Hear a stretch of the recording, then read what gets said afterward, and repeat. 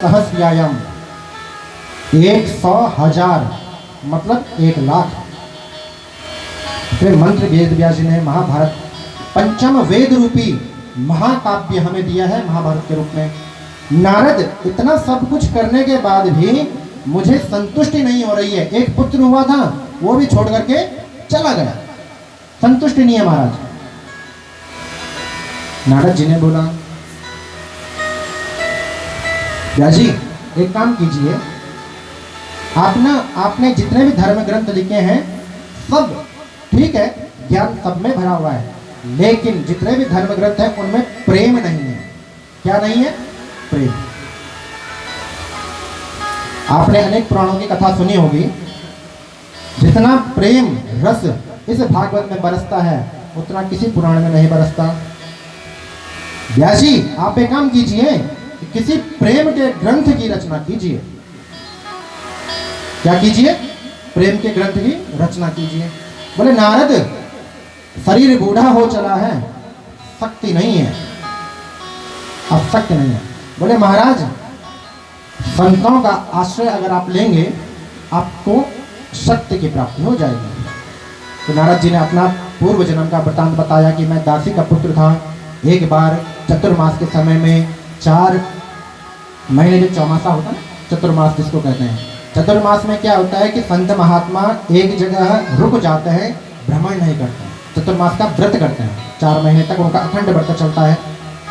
चतुर्मास के समय में हमारे गांव में संत महात्मा आए तो पूरे गांव वालों ने अपनी सेवा लगा दी संत महात्माओं के चरणों में।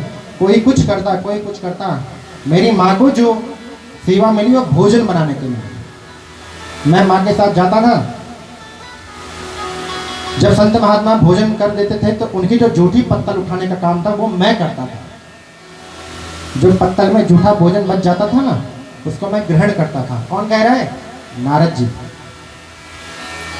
उन संतों ने जब मुझे इस प्रकार से जूठा खाते हुए, पत्तल उठाते हुए देखा तो उन्होंने मेरा नामकरण कर दिया रामदास। संत महात्मा चतुर्मास व्यतीत होने पर अपने स्थान को चले गए। मैं भी जब उनके साथ में जाना लगा, मेरी उन संतों के प्रति इतनी प्रीति हो गई कि मैं उन संतों को छोड़ करके रहना ही नहीं चाहता था। लेकिन संत महात्मा जब जाने लगे तो मैं उनके साथ में जाना लगा। मेरी माँ ने संत महात्मा को अनुनय विनय करी, महाराज एकमात्र मेरा सहारा मेरा पुत्र है, अगर आप इसको लेके चले जाएंगे तो मेरा जीने का जो सहारा है वो भी छिन जाएगा। तो संतों ने मुझे एक शिक्षा दी, बेटा मातृदेवो भव। क्या है? मातृदेवो भव। हमारी जो माँ है ना महाराज, पछेदी जी, हमारी जो माँ है वो इस धरती का सबसे पहला देवता है माँ।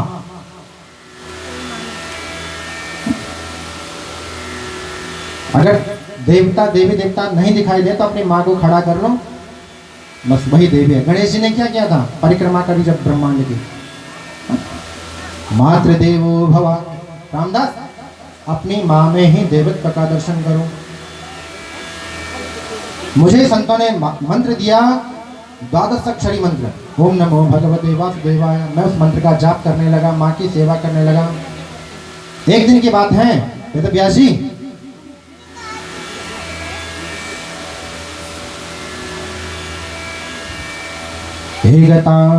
निर्गतां गेहे दुषन् दुहन्ति निशिगां पथि सरिपोदंसात् भयात् स्पर्शात् भीमसा निधनं गता।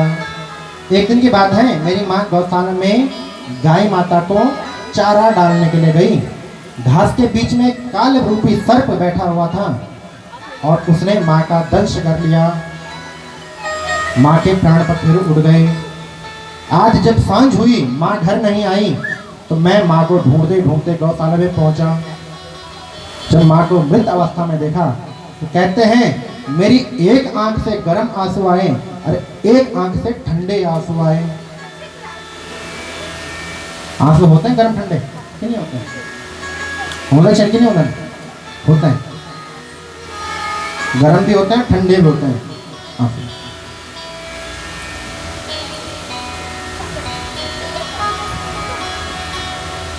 एक सुख के आंसू होते हैं और एक दुख के आंसू होते हैं। जब आपको ज्यादा खुशी मिल जाए उस समय आपके आंखों से जो अश्रुबिंदु छलके उसका स्पर्श अलग होता है, और दुख में जब आपके आंखों से अश्रुधार निकलती है उसका स्पर्श अलग होता है। वेदव्यासी, मेरी एक आंख से ठंडे आंसू निकले, एक आंख से गर्म निकले। वेदव्यासी ने पूछा तुम्हें सुख दुख क्यों हुआ? तुम्हें तो दुख होना चाहिए था, मां मर गई। बोले मुझे दुख तो यही था कि मां चली गई, लेकिन सुख इस बात का था कि अब कोई रोकने टोकने वाला नहीं है, अब मैं जंगल में जाऊंगा, संत महात्माओं के शरण में भजन करूंगा। सुख इस बात का था। गांव वालों ने मां की और देह क्रिया करी और मैं गांव को छोड़ करके चला जंगल में महात्माओं की शरण में। कहते हैं मैंने इतना जप किया, इतना तप किया कि जंगल में ही एक बार दावाग्नि लगी। दावाग्नि मतलब जंगल की आग, डांडों पर आग लगी ना आजकल, वही आग दावाग्नि लगी और मेरा भी शरीर उसी अग्नि में जलकर स्वाहा हो गया। व्यास जी, वो जो मैं जप करता रहा जंगल में बैठ करके, जो मंत्र संत महात्मा ने दिया था, उस मंत्र के प्रभाव से जो बच्चा दासी का पुत्र रामदास था, उस मंत्र के प्रभाव से आज मैं आपके सम्मुख ब्रह्म के अंश से उत्पन्न होकर के ब्रह्म ऋषि बना हुआ खड़ा हूँ। संत के आशीर्वाद में, संत के मंत्र में इतनी बड़ी शक्ति होती महाराज। कहाँ तो दासी का पुत्र और कहाँ से जन्म हुआ है? ब्रह्मा जी से। ब्रह्मा जी के मानस पुत्रों में एक नारद जी है ना शक्ति। संत की महिमा बतलाते हैं महाराज। वेदव्यास जी को थोड़ा हिम्मत आई, बोले आप भगवान नारायण ने, जो हमारे दादाजी हैं भगवान विष्णु, उन्होंने हमारे पिता ब्रह्मा जी को 4 श्लोक प्रदान किए हैं। कितने श्लोक? 4 श्लोक हमारे पिता ब्रह्मदेव ने हमें वो प्रदान किए हैं, और वही 4 श्लोक मैं आपको देता हूं। आप उन्हीं 4 श्लोकों का बृहद संग्रह कीजिए। अहमेवा समेवाग्रे नान्यद्यत् सदतत्परम् पश्चादहं यदेतच्च यो वशिष्येत सोऽस्म्यहम्। ऋतेर्थं यत् प्रतीयेत न प्रतीयेत चात्मनि आत्मानादात्मनो नित्यं यथा भासो यथा तमा। 4 श्लोक बताए, व्यास जी को दिए। नारद जी नारायण करते हुए चले गए। आज वेद व्यास ने गणेश जी का आह्वान किया है, बुद्धि और सिद्धि का आह्वान किया है। गणेश जी लिख रही हैं, जो गणेश जी की पत्नियां हैं बुद्धि और सिद्धि, और व्यास जी के घर का चौका बर्तन कर रही हैं। व्यास जी यहाँ से बोल रहे हैं, गणेश जी लिख रहे हैं। गणेश जी ने शर्त रखी है, महाराज आप बोलते जाएंगे तो ही मैं लिखूंगा, जहाँ पर आप चुप हो गए वहाँ पर मैं लेखनी रख दूंगा, फिर किसी की हिम्मत नहीं है कि मुझसे कोई पुराण निकाल। ठीक है महाराज, मेरी भी एक शर्त है गणेश जी, जो भी आप लिखेंगे सोच समझ करके लिखेंगे। कहने का भाव क्या है कि जो भी मैं मंत्र पढ़ूंगा, जो भी मैं मंत्र बोलूंगा, उस मंत्र को आप पहले अपने विचार से सोच समझ लीजिएगा कि मंत्र ठीक है या गलत तो नहीं है, कहीं इसका प्रभाव गलत तो नहीं होगा। बोले ठीक है महाराज। तो वेद व्यास जी कुछ अध्याय सरल मंत्र बोलते, एक अध्याय में कोई क्लिष्ट मंत्र डाल देते। गणेश जी जब तक उसको सोचते समझते लिखते, इतने में व्यास जी अपने अन्य कार्य कर लेते। होते करते महाराज वेद व्यास की कृपा से और भगवान गणेश की कृपा से हमारे बीच में उन्हीं 4 श्लोकों से 18,000 श्लोक बना करके ये बृहद महापुराण वेद व्यास जी ने हमें प्रदान किया है। बोले भागवत महापुराण की जय, वेद व्यास भगवान की जय। अब समस्या ये खड़ी हो गई, ग्रंथ का निर्माण तो कर दिया, अब इसका पढ़ाएं किसको, प्रचार प्रसार किसको करें?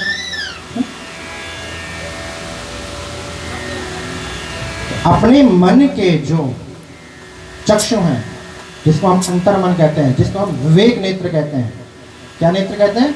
विवेक। उस विवेक नेत्र से अपने अंतर मन में झांका तो एक ही आवाज आई कि हे वेद व्यास, आपका जो पुत्र परमहंस है सुखदेव जो जंगल पैदा होते ही जंगल चले गए थे, उनको आप बुलाइए, उनको ये भागवत पढ़ाइए।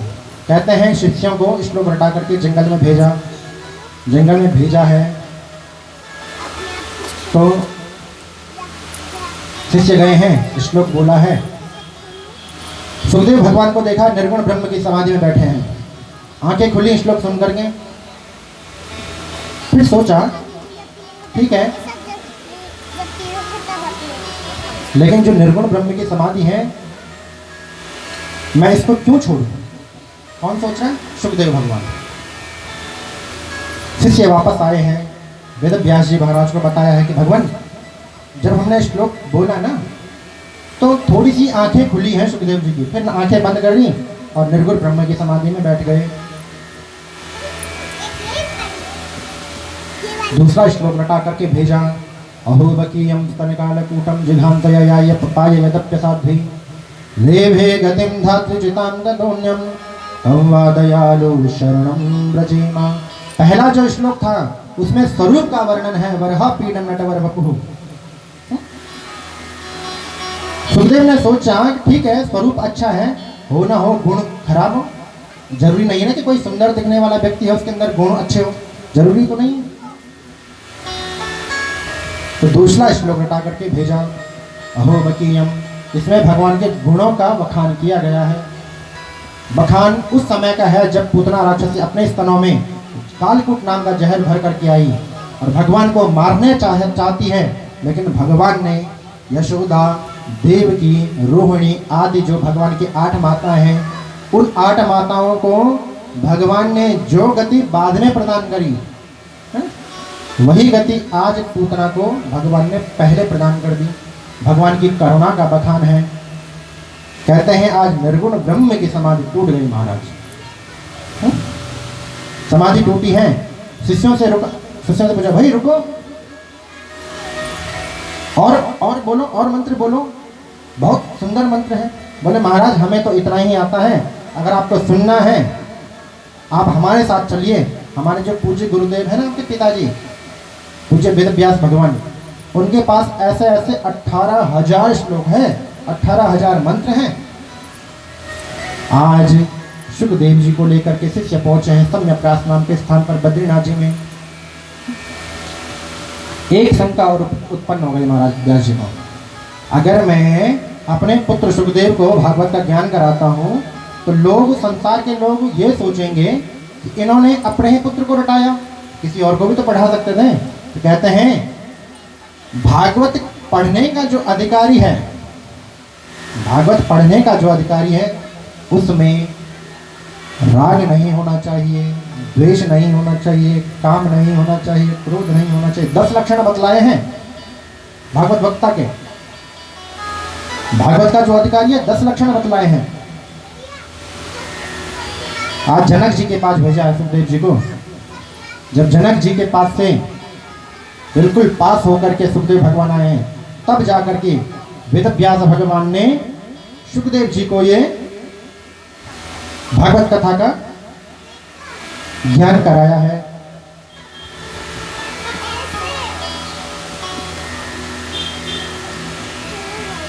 भागवत जी का ज्ञान प्राप्त करा है।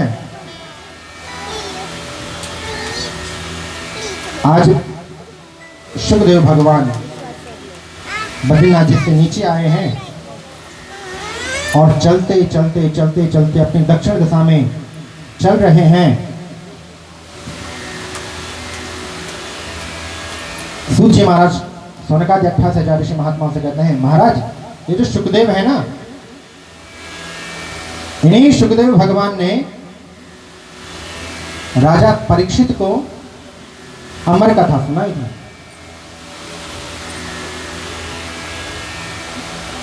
अमर कथा सुनाई थी। बोले महाराज ये परीक्षित कौन है? तो सूत जी महाराज कहते हैं,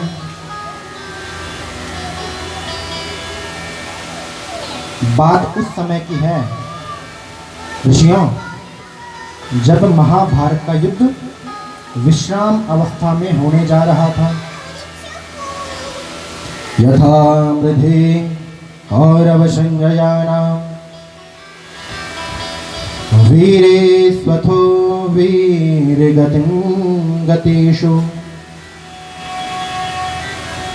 मृगोदरा विद्युगधाभिमर्श भग्नोरुदण्डै धृतराष्ट्रपुत्र।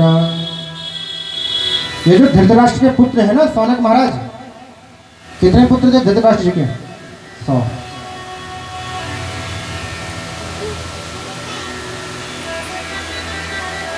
एक समय की बात है, कुरुक्षेत्र की रणभूमि में महाराज चारों तरफ लाशें बिछी हुई हैं, खून की नदियां बह रही हैं। आज महाभारत के युद्ध का 17वां दिन है। कौन सा दिन है? 17वां। पहले धर्म युद्ध होते थे, जब सूर्यास्त होता था तो युद्ध बंद हो जाता था, सभी वीर योद्धा अपने विश्राम शिविर में जाते थे। शंख की ध्वनि हुई है, सूर्यास्त के समय युद्ध ने विश्राम लिया है। 17वें दिन का जो युद्ध था उसमें भीमसेन ने अपनी गदा का प्रहार जब दुर्योधन की जंघाओं में किया तो कहते हैं ये दुर्योधन क्या कराहते कराहते नीचे गिरा पड़ा, अधमरा है। क्या है? अधमरा।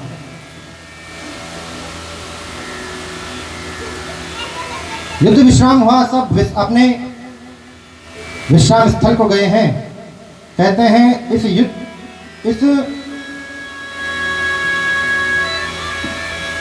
ऐसी जब अवस्था थी तो दुर्योधन का जो मित्र है अश्वत्थामा, जो पांडवों और कुरु वंश के जो कुल गुरु हैं द्रोणाचार्य जी महाराज, इनके जो पुत्र हैं अश्वत्थामा, ये दुर्योधन के परम मित्र थे। ये पहुंचे हैं कहां? कुरुक्षेत्र में। मित्र को देखा कराह रहा है, अधमरी अवस्था में लेटा हुआ है। कहते हैं मित्र का दुख अपना दुख मानना चाहिए। सच्ची मित्रता वही है कि जो मित्र के सुख में सुखी और मित्र के दुख में दुखी। दुर्योधन जब कराह रहा था, अश्वत्थामा ने पूछा, हे मित्र, अब आपके प्राणों का विसर्जन का समय हो चुका है, अगर कोई अंतिम इच्छा शेष हो बताइए, मैं उस अंतिम इच्छा को पूर्ण करूंगा। कहते हैं अश्वत्थामा ने सोच करके जब दुर्योधन से पूछा कि आप अपनी अंतिम इच्छा बताएं, तो दुर्योधन ने विचार किया कि हम 100 भाई थे और 100 के 100 नष्ट होने वाले हैं, 99 चले गए, 100वां मैं बचा हूं, मैं भी जाने वाला हूं। लेकिन ये पांडवों के 5 थे और 5 के 5 जिंदा हैं। क्या है? 5 के 5 जिंदा हैं। अश्वत्थामा मित्र, अगर आप मेरी अंतिम इच्छा पूरी करना चाहते हो तो मैं ये चाहता हूं कि हम 100 थे, 100 के 100 जा रहे हैं। मेरी मां को बहुत दुख होगा, पुत्रों का चले जाना बहुत असहनीय दुख है महाराज। लेकिन उन 5 में से अगर एक भी चला जाए ना तो हमें भी और हमारी मां को भी ये संतुष्टि रहेगी कि मरे हैं तो दोनों तरफ के मरे हैं। अश्वत्थामा ने बोला, मित्र बस मैं समझ गया, आप अपने प्राणों को रोक करके रखें, मैं गया और मैं उन 5 पांडवों का सिर आपकी सेवा में उपस्थित करने आऊंगा। आज अश्वत्थामा नंगी तलवार को लहराते हुए पांडवों के विश्राम शिविर में पहुंचा है। इधर भगवान की लीला हुई है। भगवान कृष्ण, अर्जुन आदि जो 5 पांडव हैं उनके शिविर के बाहर पहरेदारी कर रहे हैं। क्या कर रहे हैं? पहरेदारी।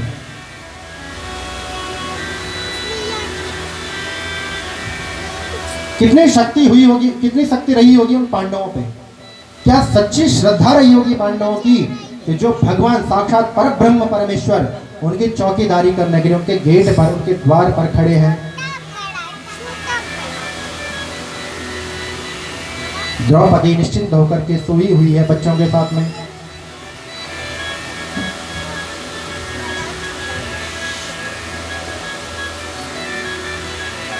पांचों पांडव आराम से सोए हैं, विश्राम कर रहे हैं। भगवान ने बोला, ए युधिष्ठिर भैया उठो, अर्जुन उठो। बोले महाराज क्यों, आप भी सो ही जाइए ना। बोले नहीं, हमारा शत्रु अभी पूर्ण रूप से मरा नहीं है, अधमरा है। और अधमरा सांप जिंदा सांप से खतरनाक होता है, होता कि नहीं होता। शत्रु अधमरा भी है तो भी उसको शक्तिशाली समझो। ऐसा निश्चिंत होकर के सोना अच्छी बात नहीं है। एक काम करो, चलो भ्रमण करने चलते हैं। द्रौपदी के पांचों पुत्र सोए हुए हैं, द्रौपदी अपने पुत्रों के साथ में सोई हुई है। जब पांचों पांडव भगवान के साथ जाने लगे तो द्रौपदी ने हाथ खड़ा किया, महाराज रुकिए।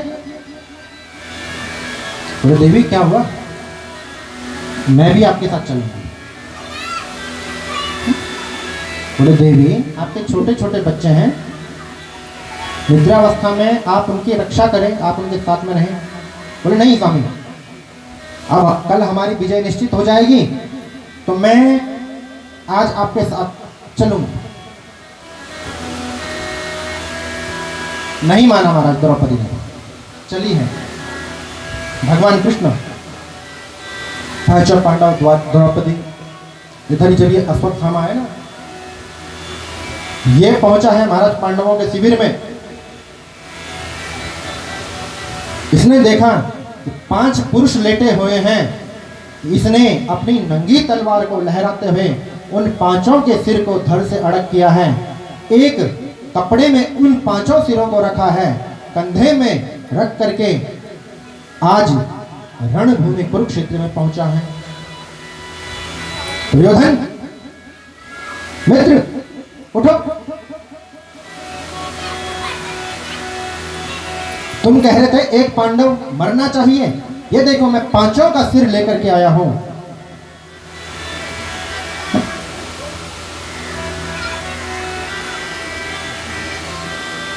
दुर्योधन को आश्चर्य हुआ कि जो हम 100 भाई थे और 18 अक्षौहिणी सेना से जो पांडवों का बाल भी मांगा नहीं हुआ, इस अश्वत्थामा ने सहजता से उनके सिर कैसे काट लिए और फिर भी संतुष्टि करना चाहा। बोले मित्र एक काम करो, सबको अलग करो। ये जो भीम का सिर है ना, इस भीम के सिर को दो। 5 पांडवों में अगर दुर्योधन को सबसे ज्यादा क्रोधित किसी से थे तो भीम से थे। जब भीम के सिर मांगा,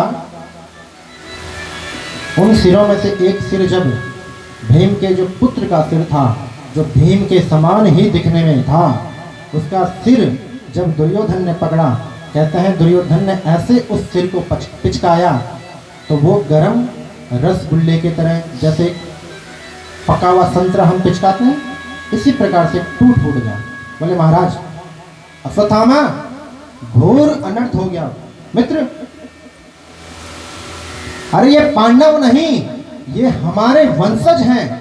अरे अश्वत्थामा पहले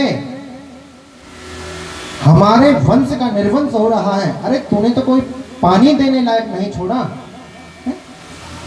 मित्र जान बचा करके भाग, अब पांडव तुझे नहीं छोड़ेंगे। कहते हैं अश्वत्थामा वहां से भागा है कुरुक्षेत्र से। इधर जब 5 पांडव भगवान कृष्ण के साथ में, द्रौपदी के साथ में शिविर में आए हैं तो कहते हैं महाराज बच्चों के धड़ तो पड़े हुए हैं, सिर गायब हैं। द्वार पर देखा खून की नदी बह रही है। मां द्रौपदी रोने लगे।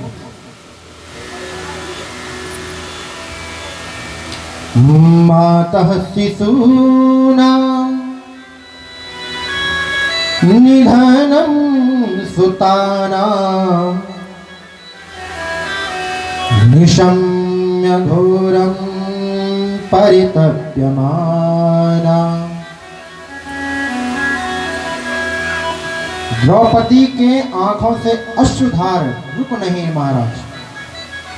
जिस मां के सामने 5-5 पुत्र चले गए हों, उसकी पीड़ा को केवल वही मां समझ सकती है।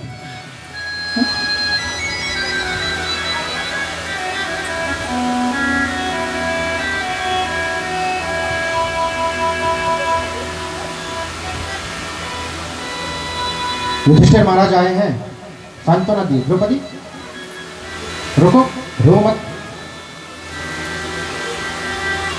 5 पतियों ने मां द्रौपदी को सांत्वना दी है, भगवान ने द्रौपदी को सांत्वना दी है। अर्जुन ने आज एक प्रतिज्ञा करी है, देवी जिस भी हत्यारे ने तुम्हारे बच्चों का वध किया है, उसी के रक्त से मैं तुम्हारे बालों का स्नान कराऊंगा, तभी तुम्हें अपनी सूरत दिखाऊंगा। आज अर्जुन गए हैं, अश्वत्थामा रथ को लेकर के भाग रहा है। अर्जुन ने रथ दौड़ाया है। भागते भागते भागते भागते जब अश्वत्थामा के निकट पहुंचे, कहते हैं अश्वत्थामा की जटा को पकड़ा है, घसीटते हुए शिविर में लाए हैं, द्रौपदी के सामने लिटाया गया। द्रौपदी देवी, ये है तुम्हारे बालों का हत्यारा, तुम जो भी दंड इसको देना चाहो दे सकती हो।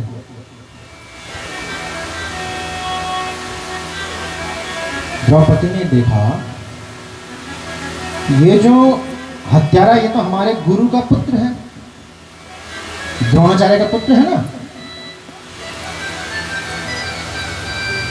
द्रौपदी ने कहा, स्वामी जाने दीजिए, छोड़ दीजिए, इनको दंड मत दीजिए। देवी कैसी बात कर रही हो, इसने तुम्हारे 1 नहीं 2 नहीं 5-5 पुत्रों का वध किया है, हम इसको छोड़ेंगे नहीं। तुम इसको माफ कर दो, लेकिन हम नहीं छोड़ेंगे। युधिष्ठिर महाराज ने कहा, द्रौपदी इसने अपराध तुम्हारा किया है, तुम जो भी दंड देना चाहो, छोड़ना चाहो, तुम्हारे ऊपर निर्णय। भीम ने कहा, महाराज आप छोड़ देंगे, लेकिन मैं नहीं छोड़ूंगा। अर्जुन ने भी कहा, बड़े भैया ठीक कह रहे हैं, हम नहीं छोड़ेंगे। नकुल सहदेव ने भी अपने बड़े भाइयों की बात का अनुमोदन किया, हम नहीं छोड़ेंगे महाराज। भगवान कृष्ण चुपचाप खड़े हैं। धर्म संकट हो गया महाराज, कोई कहता है छोड़ो, कोई कहता है मार दो, क्या करना चाहिए? भगवान चुपचाप किनारे पर खड़े हैं, सबकी बातें सुन रहे हैं। अर्जुन ने देखा, पूछा,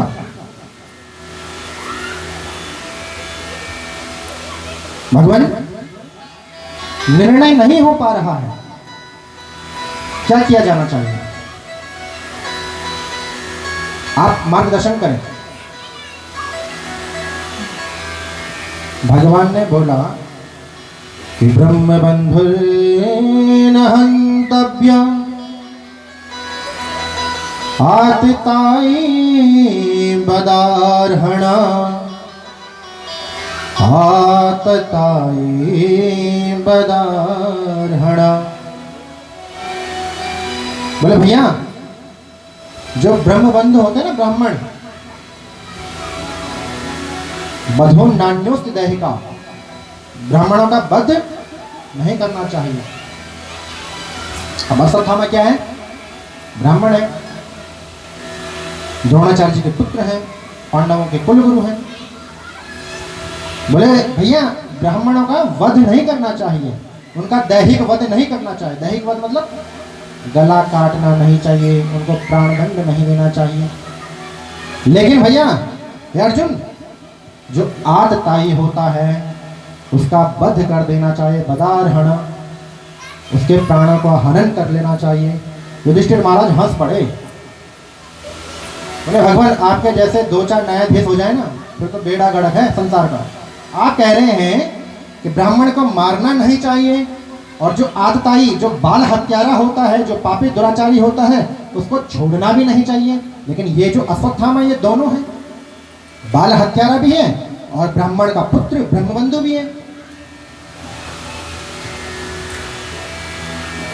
बोले बड़े भैया युधिष्ठिर जी, अर्जुन समझ गया है। क्यों? क्योंकि अर्जुन ने गीता का उपदेश सुना है। भगवान कृष्ण ने गीता अनेकों बार कही है। हमारे सामने जो गीता है वो महाभारत वाली ओरिजिनल गीता है।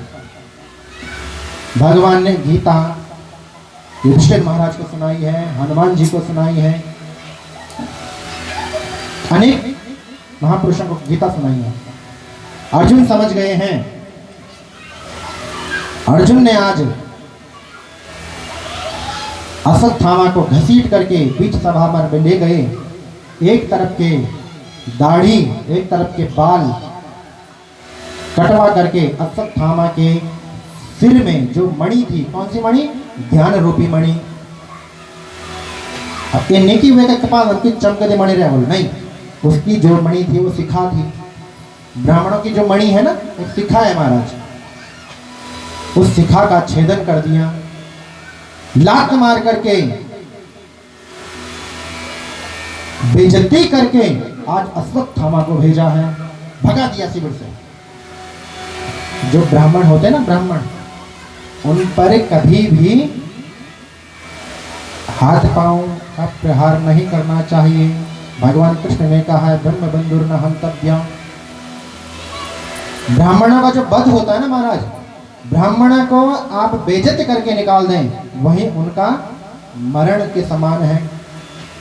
आज जब अश्वत्थामा को भेजा है, अश्वत्थामा ने सोचा कि मेरी घोर बेइज्जती हुई है महाराज, मैं बदला लेके रहूंगा। जो दुष्ट होता है ना, दुष्ट तो अपनी दुष्टता कभी नहीं छोड़ता। आज अश्वत्थामा जैसे ही शिविर से निकला है, अर्जुन का जो पुत्र अभिमन्यु था, अभिमन्यु जब चक्रव्यूह में मारा गया, उसकी जो पत्नी उत्तरा थी, उत्तरा गर्भवती थी। क्या थी? गर्भवती थी। अश्वत्थामा ने सोचा कि पांडवों के सभी तो मैंने पुत्र नष्ट कर दिए, लेकिन मैं इनके वंश का समूल नाश कर दूंगा। ध्यान लगाया, ध्यान में आया कि उत्तरा अभिमन्यु की जो पत्नी है वो गर्भवती है। ब्रह्मास्त्र छोड़ा महाराज,